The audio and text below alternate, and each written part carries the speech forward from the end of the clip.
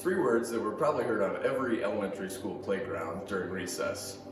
It's a proclamation, an exultation for justice when somebody's being mistreated or treated unfairly. Hey, that person stole my kickball. That person cut in line.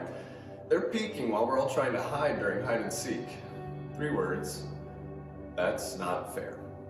Now, as we grow and mature, we probably lose the inherent whininess that comes along with that proclamation in our childhood years, but the sentiment and longing for fairness often remains. We don't like to get treated poorly. We don't like to get the short end of the stick in any kind of deal, and we don't like to be walked all over. That's not fair. You and me, we're created to live in harmony with one another. That's how God has wired us to be. We're created to live in community, getting along, loving one another as we love Him. But that's not always how life goes. Because of sin, we don't always get along with each other. We don't always see eye to eye. Sometimes we don't get treated fairly. And the truth is, we don't always treat others fairly either. That's not fair. So here we are as a church in the midst of an unfair world. We've got lots of mistreatment of people all over the place. It doesn't take long for you to remember the last time that you were mistreated or the last time you were treated unfairly.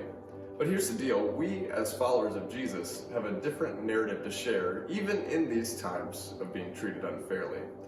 It's a different kind of ethic. It's a kingdom of God ethic.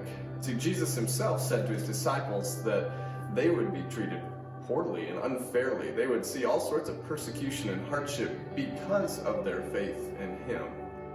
Yet what happens is, and it's kind of a funny thing, it's in these scenarios that we get to see real encounters with the God who is our salvation on display through the testimonies of the way we live when life's not fair.